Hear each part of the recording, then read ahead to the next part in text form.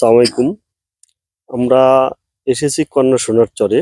এখানে সবজি, এই এলাকার সবজি, এখানে বেগুন, টমাটো, বিভিন্ন জাতের সবজি এই কন্যা সোনার চরে হয়।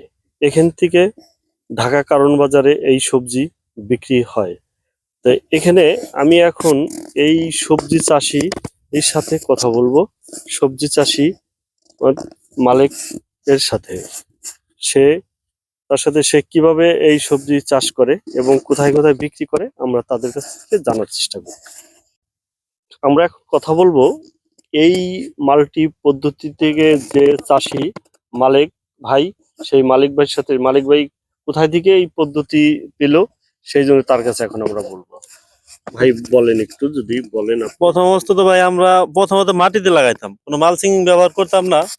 আপনার মালচিংটা আমরা এবারই প্রথম করছি। আপনার চায়নারা যে কোনো জিনিস করে সবকিছু আপনার হলো মালচিং পদ্ধতিতে করে।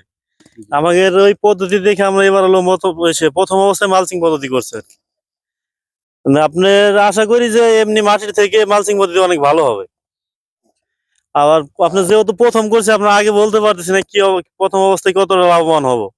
না এক বছর করলে আমরা পরবর্তীতে বলতে পারবো যে কত দূর আমরা লাভবান হইলাম। তবে আপনার এই যে যে পদ্ধতিটা আপনি সিস্টেম করছেন, এই পদ্ধতি আপনার কাছে ভালো, না এই যে আগে যেরকম চাষ করতাম গাছটা মাটিতে শোয়া, ফলটা আপনার কোন ভাবে ভালো থাকে? আপনার আগের পদ্ধতি থেকে এই পদ্ধতিটা মালটা ভালো থাকবে, কিন্তু এটা খরচ অনেক বেশি। আগে যে খরচ ছিল, আগের খরচটা কম ছিল, এখন খরচ অনেক বেশি, ডবল খরচ। ডাবল খরচ যদি হয় তাহলে আপনার ফলন কিরকম ধরতেছে? ফলন আশা করি মাটির থেকে অনেক ভালো হবে। মাটি থেকে? হ্যাঁ, মাটির থেকে অনেক ভালো হবে। মাটিতে রাখলে তো অনেক ফলন পচে যায়, এ হয়, আর পচে যায়, নষ্ট হয়ে যায়, অনেক পচে যায়। আপনার এমনি নিচে থেকে পোকা আছে, পোকা অনেক টাকা করে ফেলা। এই কত বিঘা জমি আপনি এখানে চাষ করছেন? আমি এই পদ্ধতিতে আপনার হলো 3 বিঘা হয়ে আছে, এই সিস্টেম এই পদ্ধতিতে করছি। 3 বিঘা? 3 বিঘা কত টাকা পর্যন্ত আপনার খরচ গেছে? মানে আমাদের তো অতটা মানে অ্যাকুরেট ভাবে বলা সম্ভব না। একটা 1 বিঘা বইতে 3টা করে মালচিং লাগে। একটা মালচিং এর দাম হলো 6,000 টাকা। 3 বিঘা বইতে আমার 9টা মালচিং লাগছে।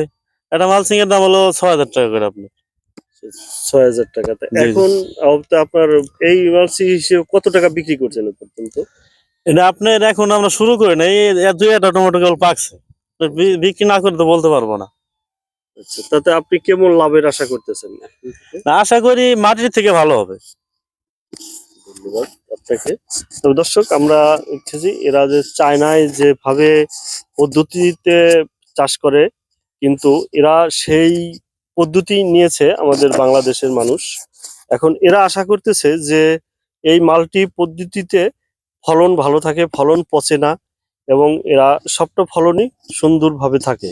তো এই কন্যা সোনা চরে থেকে আমরা বলছি, দেখাচ্ছি দর্শক আপনাদের, আপনারা দেখবেন যে এই কন্যা সোনা চরে এই মালিক ভাই যে পদ্ধতি নিয়ে চাষ করছে, তবে সবাই আমার মনে হয় যে এইভাবে চাষ করলে সব কৃষক লাভবান হবে। ধন্যবাদ সবাইকে। ওয়ালাইকুম সালাম। আপনার নামটি? আমার নাম কুব্বাস সর্দার। কুব্বাস সর্দার। এই যে এখানে যে আপনি কৃষক, আপনি কি এখানে চাষ করতেছেন নাকি আপনি এখানে ডেলি হিসেবে কাজ করতেছেন? আমরা ডেলি হিসেবে কাজ করতেছি। ডেলি হিসেবে কাজ করেন। এই যে আপনার উপর দিয়ে যে জাল দেওয়া হয়েছে, এই জালটা কিসের জন্য? এই জালটা পক্ষী ঠেকানোর জন্য। পক্ষী যত না খায়, পাখি ঠেকানোর জন্য। পাখি না খায়, এই পাখিতে এই টমটম খেয়ে দেয়? হ্যাঁ, টমটম খাই দেয়। আচ্ছা, তা আপনারা কিরকম কি, আপনি কতদিন যাবত এখানে কাজ করেন এই ইসে?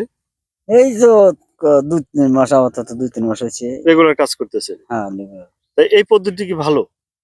পদ্ধতি ভালো। ঠিক আছে।